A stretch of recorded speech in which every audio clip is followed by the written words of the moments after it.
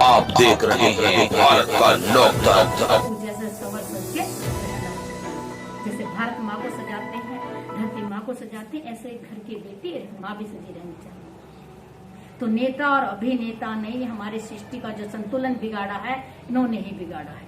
संत तो फिर भी सहन कर लेते हैं, संत तो आखिर संत रहते हैं, चाहे उससे कोई गलतियां हो जाती है कोई बात नहीं, परमात्मा भी माफ कर देते हैं, संसार भी माफ कर देता है, क्योंकि संत त्यागी रहता है, संत तपस्या करता है, किससे गलती नहीं होती, सबसे गलती होती है, पर वो परमात्मा के काम करता है, परमात्मा देखता है, वो सबके लिए जीता है।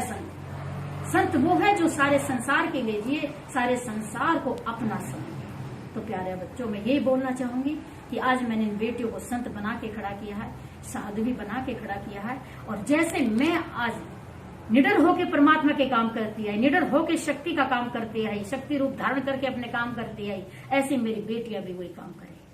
क्योंकि डरना किसी झूठ से कभी डरना नहीं, पाखंड से कभी पीछे हटना नहीं, अधर्म के सामने कभी झुकना नहीं। मैं अपने जो मेरे लक्ष्य हैं मैं उन पर ध्यान रखती हूँ और वही कार्य करती हूँ जो मुझे अंदर से प्रेरणा होती है। मेरे कई जगह स्थान है, मेरे केदारनाथ में मैंने तपस्या की है, हिमालय में रहती हूँ मैं, और महाराष्ट्र में मेरे कई स्थान है, हरिद्वार में भी मैं माँ के पास आई हुई हूँ। इसी केदारनाथ में भगवान ने मुझे यहाँ भेजा है, यहाँ बेटियों को मैं रखती हूँ।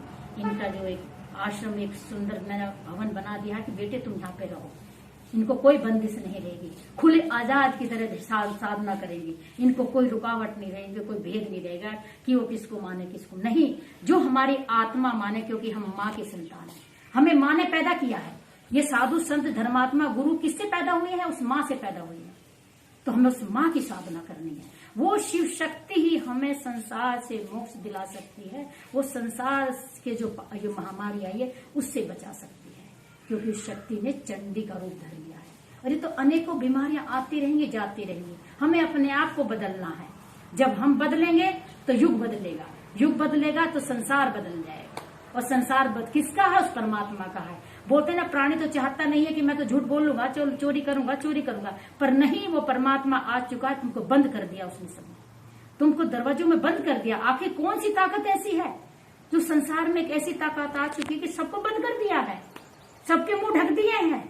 अरे है, सबके पीछे कोई परमात्मा की ताकत है, उसको जानो, उसको अपने अंदर प्रकट करो, अपने आप को पहचानो, अपने आप को उससे मिलाओ, तब पता चलेगा कि हमने कितनी गलतियां की हैं, और तब पछताप होता है, फिर हमारा ध्यान परमात्मा के ध्यान में लगता है। तो साधु संत और हम जैसे शक्तियां और संत वही तो एक दिन माँ बनती है, वो इस प्रकृति का स्वरूप है।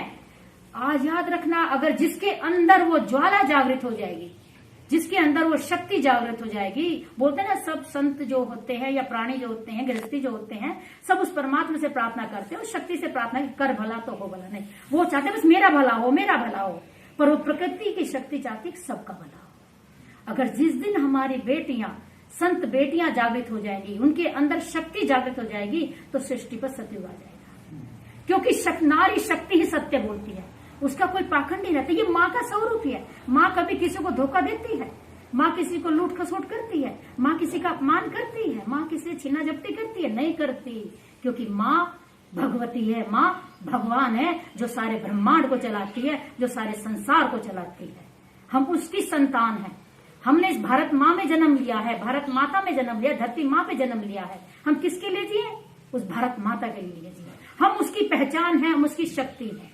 आज मैंने अपनी बेटियां खड़ी करी हैं संसार में, ये हमारी बेटियां हैं, संत बेटियां हैं। इन्होंने घर बार त्याग के इन्होंने संन्यास धारण किया है, इन्होंने संन्यास धारण किया है घर बार त्याग के, बचपन से ही। क्यों? क्योंकि इन्हें उस परमात्मा से प्रेम है, उस शक्ति से प्रेम है, उस माँ से प्रेम है। ये भी तो किसी की माँ की बेटियां हैं। हमें इनसे सीख लेनी चाहिए कि हमें संत बनाना है, हमें संसार में सतयुग लाना है, हमें संसार को परमात्मा से मिलाना है। हम उसकी संतान हैं, बस हम उससे मिलने के लिए आए हैं। हम पाखंड रचने के लिए नहीं आए, लूट खसोट करने के लिए आए, देखा देखी नहीं करने के लिए आए। हम वो करने के लिए आए हैं क्योंकि हमारे अंदर ब्रह्मांड की शक्ति, हम पूरे ब्रह्मांड पे राज करने के लिए आए हैं, ब्रह्मांड को सही दिशा देने के लिए आए हैं, क्योंकि हम उसकी संतान हैं। हमें यही याद रखना चाहिए। और आने वाला समय कैसा होगा? आने वाला समय महादेव का साथ संसार में खड़ा होगा, याद रखना। ये महादेव की शक्ति सृष्टि पे आ गई है। ये जो आज प्रकोप फैल रहा है ना, ये महादेव की शक्ति का ही प्रकोप है ये।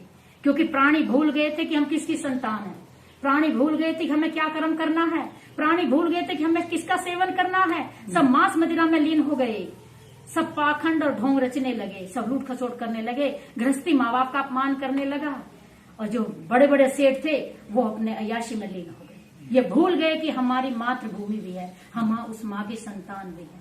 हमें ये याद रखना है कि हे माँ, हम तेरे लिए आए हैं और तेरे होके चले जाएं, क्योंकि हम माँ की संतान हैं।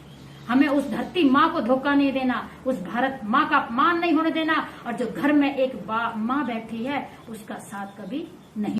केदारनाथ में हमने तपस्या की है, हिमालय में रह के हमने अन्न जल त्याग करके अपने आप को बर्फ में रह के हमने इतना अपने आप को तपाया, उससे अपने आप को उससे उसको मिलाया। हमारी आत्मा में जो बैठा परमात्मा की आत्मा है, हमने उस परमात्मा की शक्ति से उसको मिलाया। हम अंतर से देख सकते हैं कि ब्रह्मांड में क्या कमी हो रही, ब्रह्मांड में अपमान हो रहा है, ब्रह्मांड में भेदभाव हो रहा है, एक दूसरे की निंदाएं हो रही हैं, एक दूसरे की आलोचनाएं हो रही हैं। अगर ये भेद खत्म कर दोगे तो प्रकृति खुश हो जाएगी। जैसे एक घर की माँ नाराज हो जाती है, ऐसी सृष्टि की जो माँ है, जगजननी माँ है, वो भी सृष्टि वालों से, सृष्टि मानों से नाराज है। आज जो महामारी आई है, आज जो ये अनेकों धर्म पैदा हो गए हैं, धर्म तो हमने उस शक्ति ने पैदा नहीं किए, धर्म तो प्राणियों की सोच ने पैदा किए जी।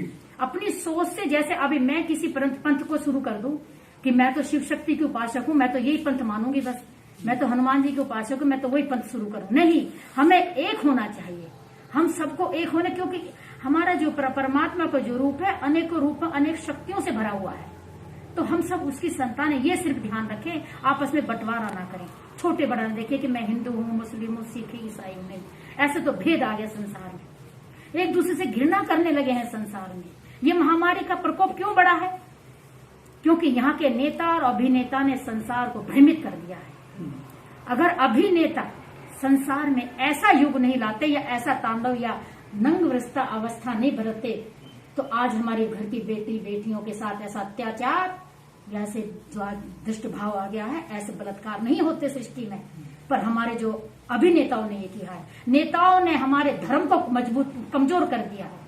नेता तो बोलते हैं धर्मात्मा का काम करता है, पर नहीं, नेताओं ने भी हमारे धर्म को कमजोर कर दिया है। रिश्वतखोरी है, लूट खसोट है, एक दूसरे की निंदा करके अपना स्वार्थ पूरा कर लेना, बस अपना अपना हो गया। अगर हम अपने नहीं, हमें अपना नहीं होना, हम सबको एक होना।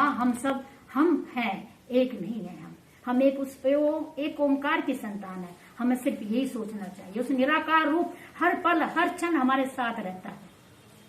मैं वो कार्य करना चाहती हूँ सृष्टि पे जो परमात्मा मुझे दिखाता है, दृष्टांत कराना चाहता है। परमात्मा चाहता है कि पहले भेद मिटाओ, सृष्टि पे सतयुग लेके आना है, तो वो सफाई तो करेगा जी। पापियों ने पाप बढ़ा दिए हैं, बोलते ना कि गंगा मैली हो गई पापियों के पाप धोते धोते। क्यों माँ आज कष्ट में आ गई है? क्यों माँ आज घर की माँ दुखी, गौ माता दुखी, गंगा माता दुखी, सारी भारत माता दुखी? आखिर माँ ही क्यों दुखी हो गई है जी? क्योंकि माँ को गंदा कर दिया है पापियों ने।